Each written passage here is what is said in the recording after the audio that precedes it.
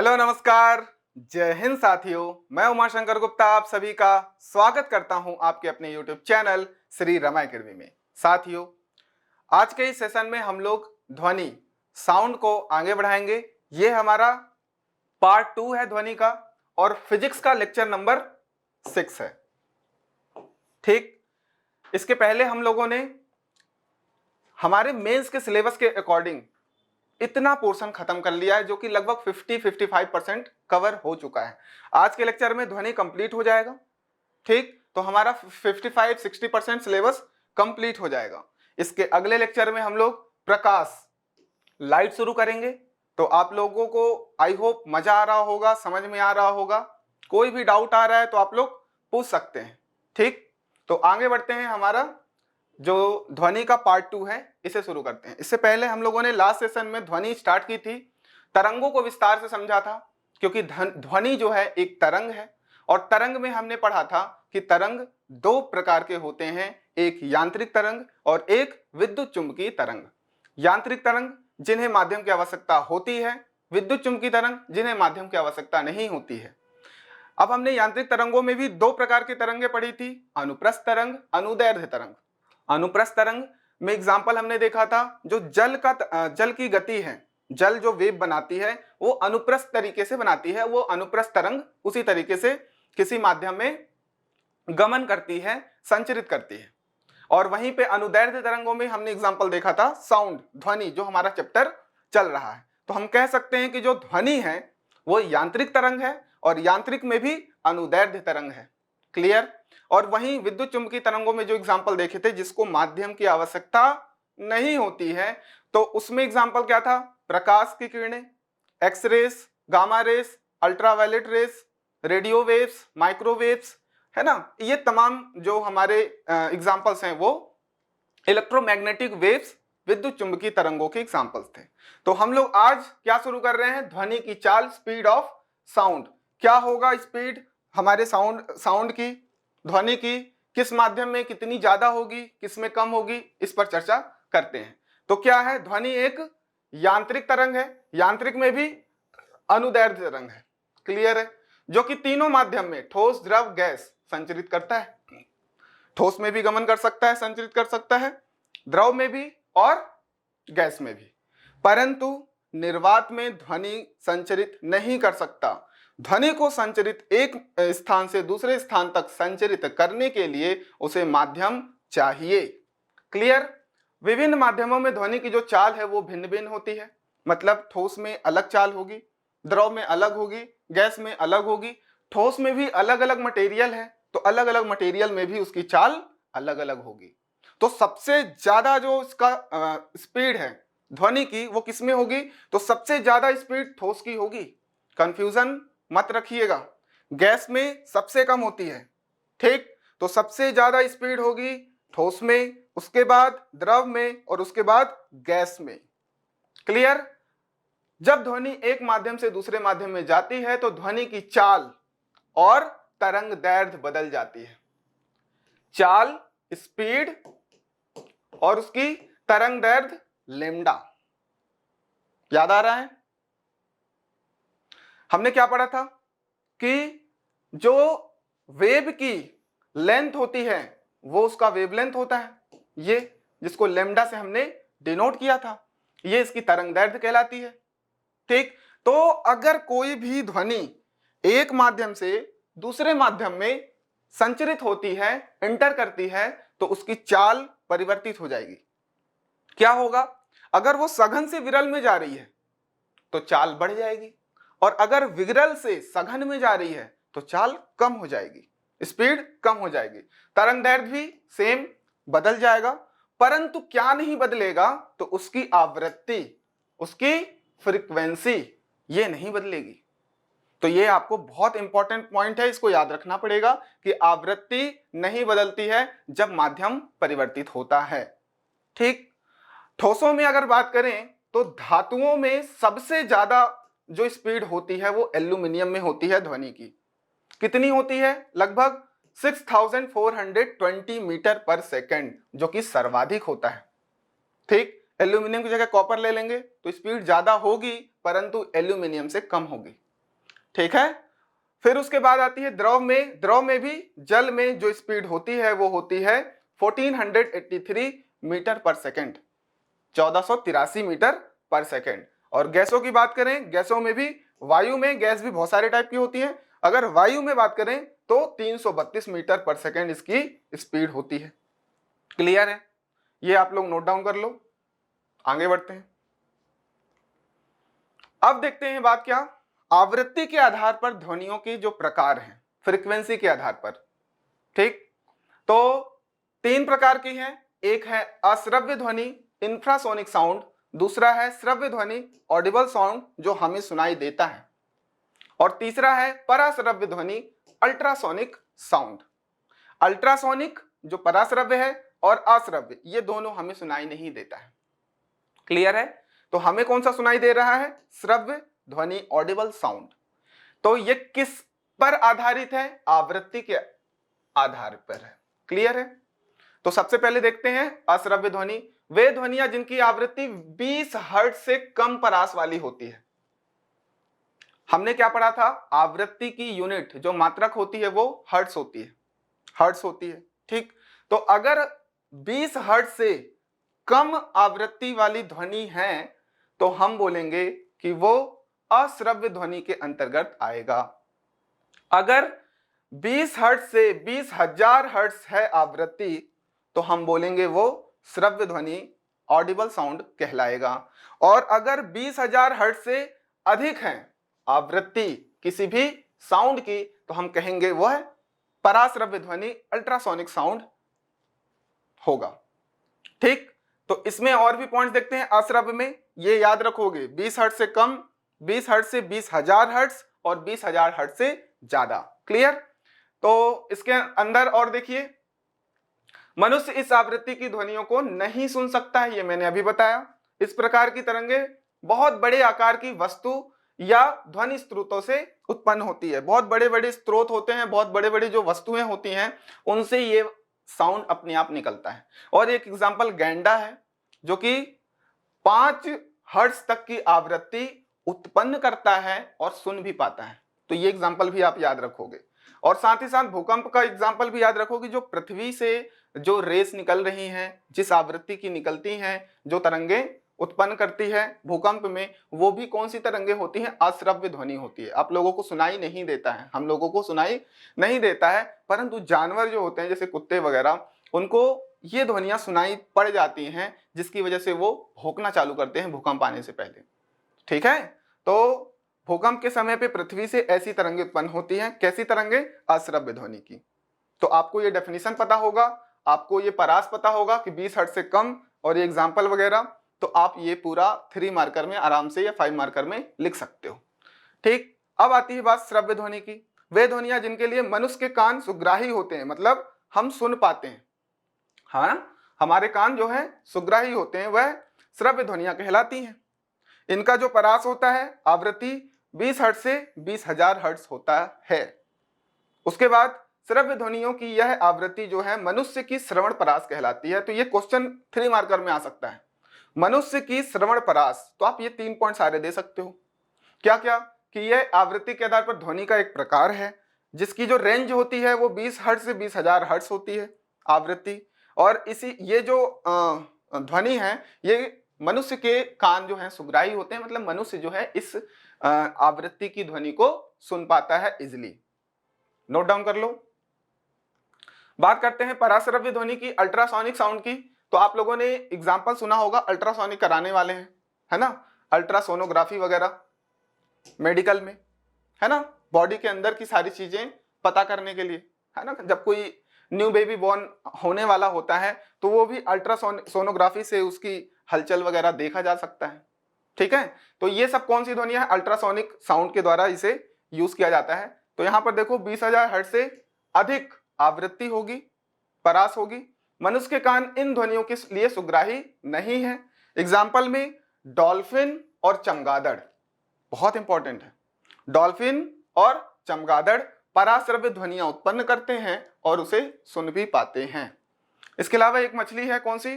पारपाइस मछली, ये भी इन तरंगों को उत्पन्न कर सकते हैं और सुन पाते हैं। क्लियर है? चलिए, पराध्वनियां बहुत अधिक आवृत्ति की तरंगे होती हैं, ये तो क्लियर है। 20,000 हर्ट्ज से अधिक है तो ऑब्वियस सी बात है। जो अवरोधों की उपस्थिति में निश्चित पथ पर गति कर सकती है, कोई भी अवरोध आता है, माध्यम चेंज होता है, उसमें भी ये मूव कर जाता है। समझ गए? मतलब परावर्तन वगैरह जो बात करते हैं वो इसमें कम होता है। ठीक, गमन अच्छे से कर पाता है कोई भी माध्यम हो।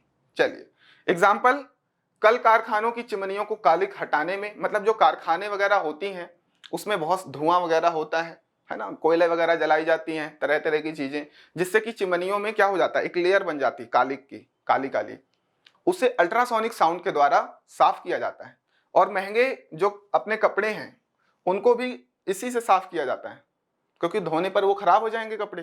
ठीक, और वायुयान तथा घड़ियों की जो पुर्जों हैं उनको साफ करने में, चिकित्सा के क्षेत्र में अल्ट्रासोनिक, ठीक, अल्ट्रासोनोग्राफी, और जो सोनार है आदि चीजों में भी इसका उपयोग किया जाता है। सोनार और रडार ये अभी हम लोग डिटेल में पढ़ेंगे, क्योंकि एग्जाम में डायरेक्टली सोनार और रडार ये पूछा जाता है और पूछा जा सकता है, नोट कर लो।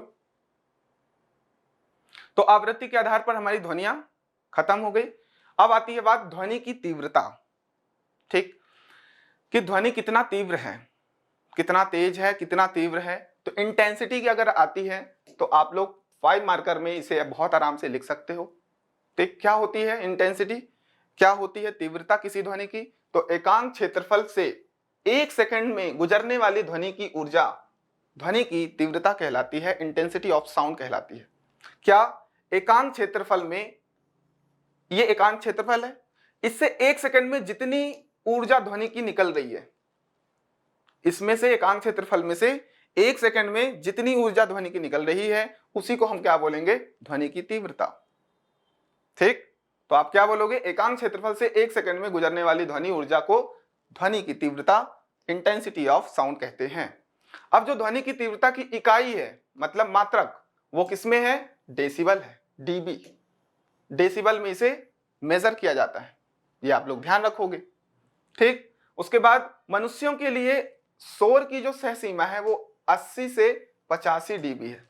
सबसे पहले WHO की रिपोर्ट के अनुसार देखो कि जो सुरक्षित ध्वनि है एक मानव के लिए, तो उसकी तीव्रता का स्तर कितना होना चाहिए, 45 डीबी। 45 डीबी के आसपास की ध्वनि है, मतलब 45 डेसिबल तीव्रता वाली ध्वनि है, तो हमारे कान बहुत आराम से सुन सकते हैं, किसी भी तरीके की कोई भी कान में दिक्कत नहीं आएगी, बाद में परेशानी नहीं आएगी। परंतु अगर वो 90 डीबी से या 90 डीबी के आसपास है या उससे अधिक है तो नुकसान हमारे कानों को पहुंच सकता है। तो जो शोर की सह सीमा है, मनुष्यों के लिए शोर की सह सीमा, एक जो शोर है वो कितना बनाया गया है, 80 से 85 डेसिबल। ठीक, और बर्दाश्त हम कितना कर सकते हैं, लगभग 90 डेसिबल तक बर्दाश्त कर सकते हैं। और अगर 120 डीबी से अधिक तीव्रता की ध्वनि हमारे कानों तक पहुंचेगी तो हमारे कानों को नुकसान पहुंचेगा। क्लियर है? ये विश्व स्वास्थ्य संगठन WHO के द्वारा 45 डीबी, नोट कर लीजिए। ये सीधा आपको तीव्रता पूछ सकता है ध्वनि की 5 मार्कर में, तो आप ये पॉइंट्स लिख सकते हो। अब एक बात है कि मनुष्य हेतु श्रव्य ध्वनि तीव्रता कितनी कितनी होनी चाहिए। ये चीज समझो कि जब हम बोलते हैं तो नॉर्मल जो हम लोग बातचीत करते हैं वो 45 डीबी है, 45 डेसिबल है, लेकिन जो एक फुसफुसाहट होती है उसकी जो तीव्रता होती है वो 15 से 20 डीबी होती है। ठीक, फुसफुसाहट जो आप कानों में बोलते हो। उसके बाद साधारण बातचीत जो है वो 30 से 60 डीबी, 45 इसके बीच में आ गया, नॉर्मल हम लोग जो टॉक करते हैं। उसके बाद यंत्र कारखानों में 100 से 110 डेसिबल तक की ध्वनि की तीव्रता होती है।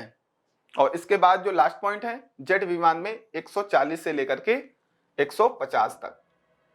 ठीक, 140 से 150 तक जो साउंड आता है जेट विमानों की, उनकी तीव्रता लगभग 140 से 150 डेसिबल होती है। तो आई होप इतना क्लियर है आपको। आगे बढ़ते हैं, ध्वनि के अभिलक्षण, ये बहुत इंपॉर्टेंट है। सीधा सीधा आपसे पूछा जा सकता है ध्वनि के अभिलक्षण एक्सप्लेन करिए, है ना। आपको 11 मार्कर में पूछा जा सकता है कि ध्वनि क्या है। ध्वनि के अभिलक्षणों को एग्जाम्पल के तौर पर बताते हुए, है ना, एक्सप्लेन करिए, तो आ सकता है। और 3-3 मार्कर में डायरेक्टली टर्म्स दे सकता है, तारत्व, प्रबलता और गुणता। तो अभिलक्षण के अंतर्गत 3 पॉइंट आएंगे, क्या क्या अभिलक्षण हो सकते हैं ध्वनि के, तो आप ये तीनों पॉइंट बता सकते हो, तारत्व, प्रबलता और गुणता। पिच, लाउडनेस और गुणता मतलब क्वालिटी। क्लियर है? 3 मार्कर में भी पूछा जा सकता है, 5 मार्कर में भी, और 11 मार्कर में 2 क्वेश्चन को ऐड करके एक क्वेश्चन पूछा जा सकता है। तो ध्यान रखिएगा और अच्छे से पढ़िएगा। तारत्व क्या है? पिच, समझिए इसे। तारत्व को किसी भी ध्वनि का ये गुण है, और तारत्व में आप इसे ध्वनि की जो आवृत्ति होती है, फ्रीक्वेंसी होती है, उसी से हम तारत्व पता करते हैं। ठीक, जितनी ज्यादा आवृत्ति होगी, फ्रीक्वेंसी होगी, उतनी ही ज्यादा इसका तारत्व होगा। ठीक है, आपको याद करने का सबसे अच्छा तरीका मैं बताता हूं, मोटी और पतली ध्वनि, मोटी और पतली ध्वनि तारत्व से पता चलता है। जितना ज्यादा तारत्व उतनी पतली आवाज, जितना कम तारत्व उतना ही मोटी आवाज, साउंड जो होगी। ठीक, तो इसे आप लोग ध्यान रखोगे। अगर आपका डेफिनेशन देना है तो ध्वनि का यह गुण है, ध्वनि का वह गुण जिसके आधार पर धीमी या मंद ध्वनि को तीक्ष्ण या बारीक ध्वनि से विभेदित किया जा सकता है, ध्वनि का तारत्व, ध्वनि का पिच कहलाता है। क्या चीज? धीमी या मंद ध्वनि को तीक्ष्ण या बारीक, पतली, मोटी, पतली, समझ रहे हो ना? तो अब मनुष्यों में जो मेल है ना, जो पुरुष वर्ग है, उसका तारत्व, उसकी ध्वनि का तारत्व जो है वो काफी कम होता है, पिच काफी कम होता है। और जिसकी ध्वनि की पिच काफी कम होगी, उसका जो वॉइस होगा वो काफी मोटा होगा। ठीक, और लड़कियों में अगर बात करें, महिलाओं में, तो उनका तारत्व, उनकी ध्वनि का तारत्व जो है, पिच जो है अधिक होता है, जिसकी वजह से उनकी वॉइस पतली होती है। ठीक, तो तारत्व अधिक, वॉइस पतली, तारत्व कम, वॉइस मोटी। क्लियर है? तो तारत्व ध्वनि की आवृत्ति पर निर्भर करता है। वेरी इंपॉर्टेंट पॉइंट, आवृत्ति जितना ज्यादा, फ्रीक्वेंसी जितना ज्यादा, उतना ही ज्यादा तारत्व।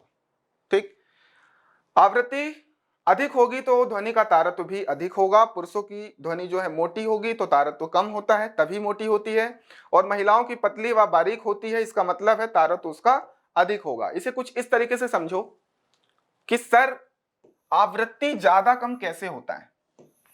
ठीक, ये मैं महिलाओं के लिए बना रहा हूं और ये पुरुष, समझो। अगर मैं यहां तक की बात करूं तो आप यहां पर देखो कितने नंबर ऑफ साइकिल कंप्लीट हुआ, ये 1 2 3 और एक और कर दो 4, ये यहां तक 4 साइकिल्स कंप्लीट हैं वेव्स की, हमारे ध्वनि वेव की। और यहां पर देखो 2 भी कंप्लीट नहीं है।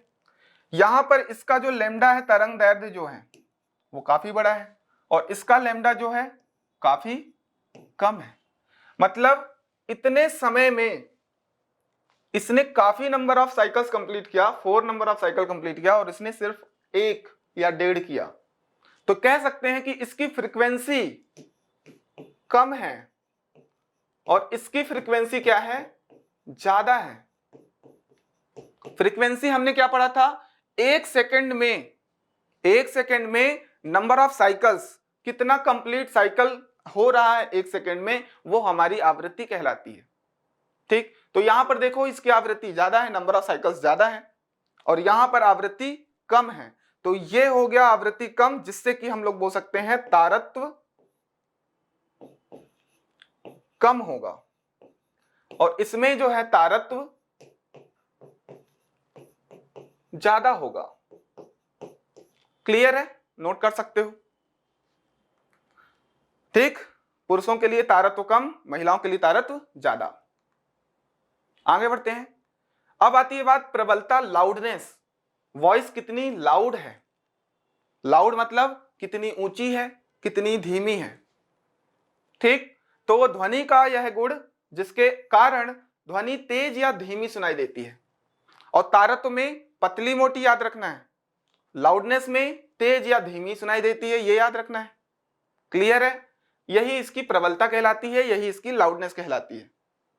याद करने का तरीका, यहां पर तेज और धीमी, लाउड कितना है, लाउड कितना कम है, और वहां पर तारत्व में पतली और मोटी, फ्रीक्वेंसी के आधार पर, आवृत्ति के आधार पर।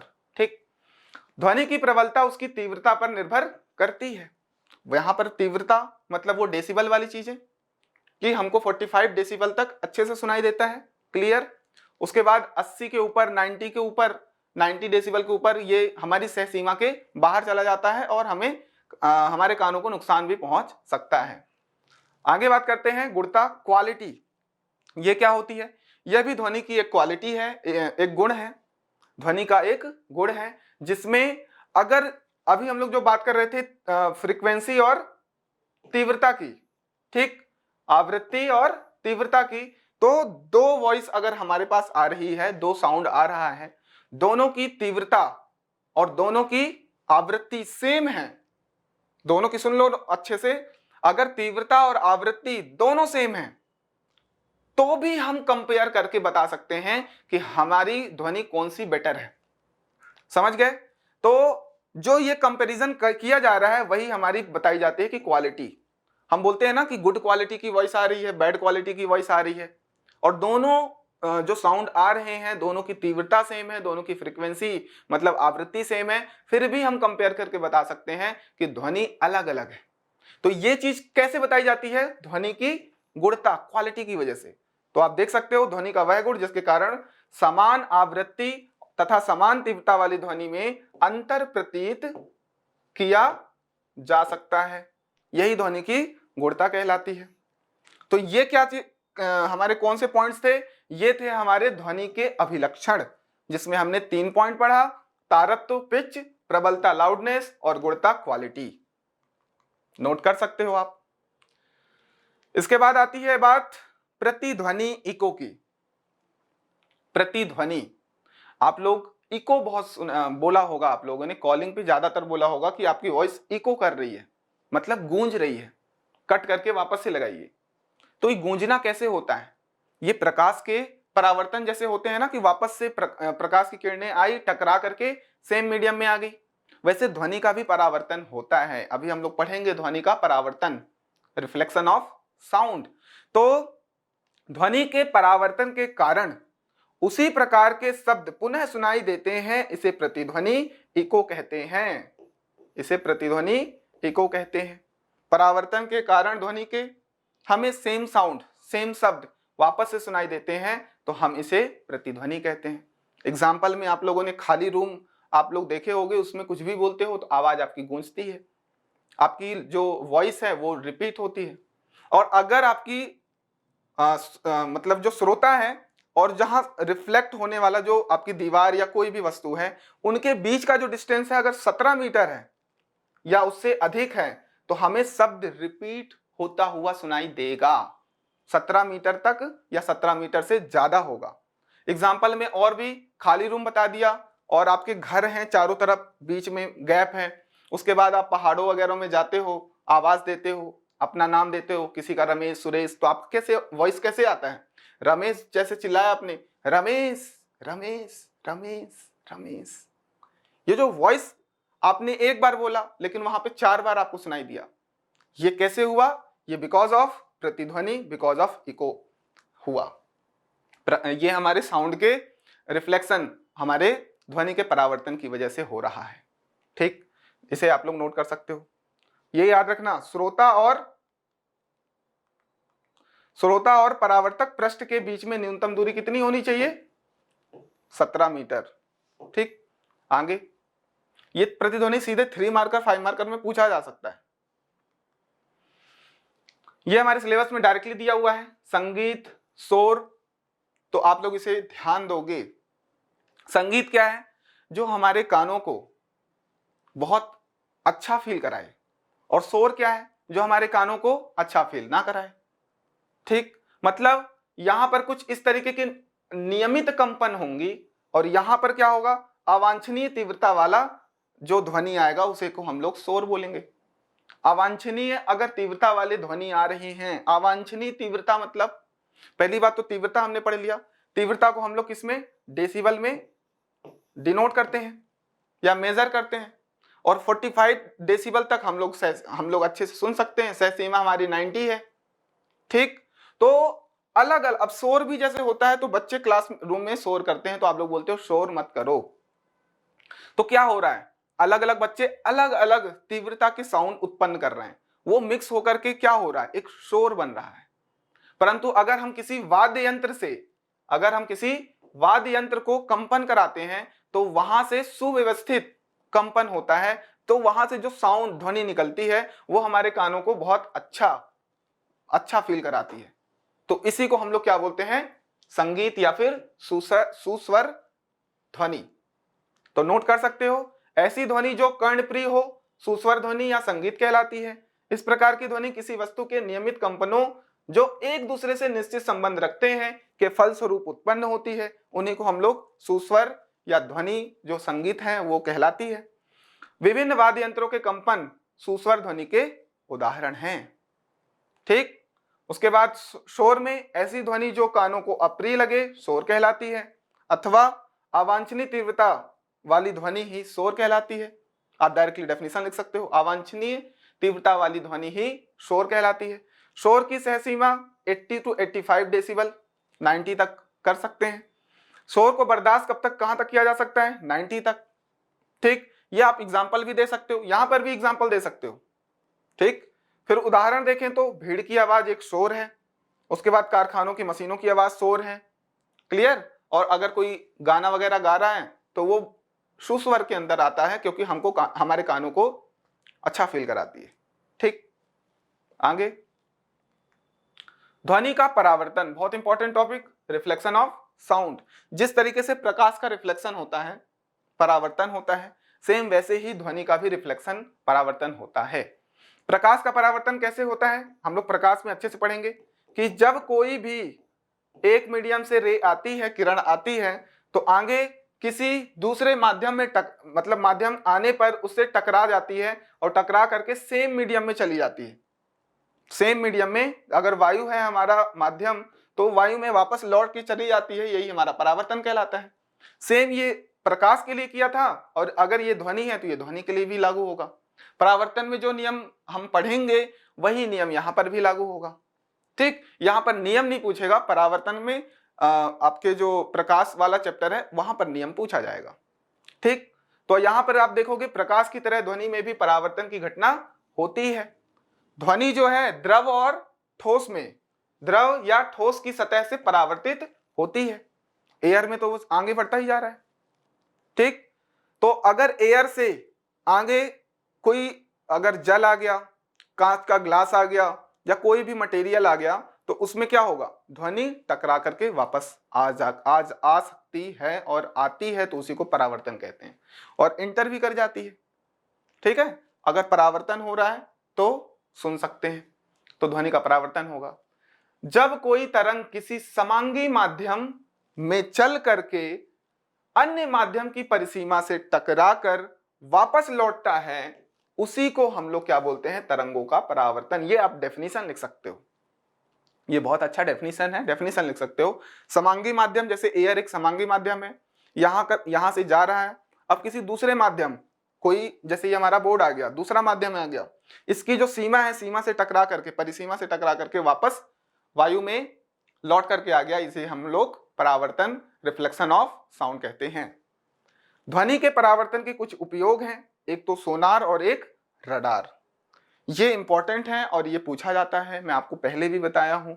सोनार क्या है, सोनार का फुल फॉर्म है साउंड नेविगेशन एंड रेंजिंग। ठीक, साउंड नेविगेशन एंड रेंजिंग, इसका मतलब क्या होता है, ध्वनि द्वारा संचालन तथा परिसर निर्धारण करना। अब इसका ये आप लोग लिख लो, है ना, सीधा 5 मार्कर 3 मार्कर या कुछ भी क्वेश्चन पूछा जाए आप वहां पर लिख सकते हो। ध्वनि से संबंधित कोई भी क्वेश्चन पूछे आप एग्जाम्पल में ये दे सकते हो कि सोनार, रडार ध्वनि के परावर्तन के एग्जाम्पल हैं और किस तरीके से काम करते हैं वो भी आप बता सकते हो, अभी मैं बता रहा हूं। तो ध्वनि द्वारा संचालन तथा परिसर निर्धारण करना। सोनार का उपयोग क्यों कर रहे हैं? अब ये आपने पढ़ा कि ये परावर्तन का एग्जाम्पल है, उदाहरण है। तो कैसे परावर्तन हो रहा है ये चीज देखो। ये देखो हमने क्या किया, हमने सोनार यहां हमारे शिप में लगा रखा है, ठीक। यहां से ये रेस निकल रही है, ठीक, वेव के फॉर्म में। और आगे एक आपको दिख रहा है पनडुब्बी, सबमरीन है।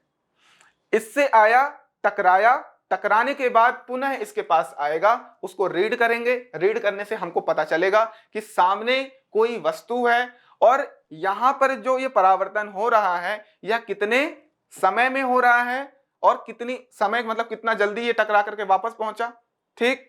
इससे हम पता कर सकते हैं कि सामने किस तरीके की वस्तु है, कोई बड़ी मछली है या कोई ठोस वस्तु है सबमरीन टाइप की जो मटेरियल से बनी है। इससे हम लोग पता कर सकते हैं हमारे कहीं कोई अवरोध तो नहीं है, कोई पहाड़ वगैरह, जैसे महासागरों में पहाड़ वगैरह भी निकले होते हैं अंदर, कटक वगैरह जो होते हैं, है ना। और इसके अलावा कि महासागर की जो गहराई है वो भी पता करने में हम लोग यूज करते हैं हमारे सोनार का। गहराई कैसे? क्योंकि गहराई कितनी होगी, जहां पर गहराई खत्म होगी वहां से ये टकरा करके वापस लौटेगा। क्लियर है? तो ये हमारा एग्जाम्पल है सोनार का। यहां पर भी देखो हम लोग चारों तरफ क्या भेज रहे हैं, वेव के फॉर्म में भेज रहे हैं, है ना, रेस भेज रहे हैं। यहां पर एक ट्रांसमीटर लगा होता है, एक ट्रांसड्यूसर लगा होता है, एक भेजता है और एक रिसीव करता है, ठीक। टकरा करके वापस आ रहा है, उसे रिसीव करके उसे रीड कर रहा है। देन हम क्लियर करते हैं कि ऑब्जेक्ट किस टाइप का होगा। क्लियर? तो सोनार तकनीक में ध्वनि की पराश्रव्य तरंगों का उपयोग किया जाता है, ये याद रखो। हमने तरंगे ध्वनि को 3 तरीके से पढ़ा था, श्रव्य, अश्रव्य, पराश्रव्य। तो ये पराश्रव्य तरंगों का उपयोग करके हम लोग यूज कर रहे हैं परावर्तन में, सोनार में। सोनार की सहायता से जल में स्थित याद रखोगे, जो महासागर की बात कर रहा था। पिंडों की दूरी, कितनी दूर है पिंड, ठीक, दिशा, स्थिति का पता लगाया जा सकता है। साथ ही साथ महासागरों की गहराई का भी पता लगाया जा सकता है सोनार के माध्यम से, ठीक। तो आप एग्जाम्पल भी लिख सकते हो। आगे बढ़ते हैं। सोनार के बाद आती है बात रडार की। इसका full form radio detection and ranging. वहां पर पराश्रव्य तरंगों का उपयोग किया गया है और यहां पर रेडियो वेव्स, रेडियो सूक्ष्म तरंगों या फिर रेडियो तरंगों, सूक्ष्म तरंगों में भी रेडियो तरंगों का उपयोग किया जा रहा है, ठीक।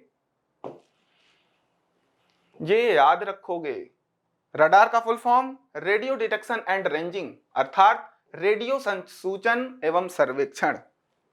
रेडियो तरंगों के माध्यम से हम सर्वेक्षण कर रहे हैं, ठीक। आप ये एग्जांपल देख सकते हो, ये हमारे पास रडार है, हम यहां से रेडियो तरंगे भेज रहे हैं। इसकी कुछ सीमा मान लेते हैं इतनी है, ठीक। इस सीमा के अंतर्गत, इस सीमा को मैंने कैसे बनाया है कि इस सीमा तक रेडियो तरंगे इससे उत्पन्न करके भेजी जा रही हैं। अगर कोई भी एरोप्लेन इसके अंतर्गत, इसके क्षेत्र में इंटर करता है, कोई पक्षी, कोई भी वस्तु इसके रेंज में आता है, तो हम यहां से टकरा करके इसके पास वापस आएगा। हम इसे रीड करके पता कर सकते हैं कि आगे कोई वस्तु है, वह कौन सी वस्तु हो सकती है, उसकी दिशा क्या है, उसका वेग क्या है, ठीक। ये सब कुछ हम लोग पता कर सकते हैं किससे? रडार के माध्यम से। यहां पर कौन सी तरंगे यूज हो रही हैं? रेडियो तरंगे, और वहां पर पराश्रव्य। क्लियर? रडार तकनीकी ध्वनि के परावर्तन के सिद्धांत पर आधारित है। परावर्तन ही पढ़ रहे हैं, उपयोग किसके? परावर्तन के, है ना, ध्वनि के परावर्तन के। इस तकनीकी की सहायता से गतिमान वस्तुओं जैसे कि वायुयान, जलयान, मोटर आदि की दूरी, ऊंचाई, दिशा, चाल आदि का पता लगाया जा सकता है। क्या क्या? वायुयान, जलयान, मोटर गाड़ी आदि की दूरी, ऊंचाई, उसकी दिशा, उसकी चाल, ये सभी चीजें हम लोग रडार के माध्यम से पता कर सकते हैं। आप लोगों ने देखा होगा कि कोई कंट्री जो है सुरक्षा हेतु रडार का यूज करती है। उसके क्षेत्र में अगर कोई, जैसे पाकिस्तान है, इंडिया है, पाकिस्तान के द्वारा अगर कोई चीज भेजा जा रहा है, जैसे ड्रोन वगैरह भेजा जा रहा है, तो रडार में आते से ही हम उसे डिटेक्ट कर पाते हैं। हम पता कर पाते हैं कि वो कितनी स्पीड से आ रहा है, किस क्षेत्र में आ रहा है, उसकी दिशा कितनी कैसी है, कितनी ऊंचाई पर है, ये सारी चीजें हम लोग किसके माध्यम से पता कर लेते हैं, रडार के माध्यम से। तो ये हमारा परावर्तन, ध्वनि का परावर्तन खत्म हुआ और इसी के साथ हमारे ध्वनि का वाला जो चैप्टर है वो भी खत्म होता है।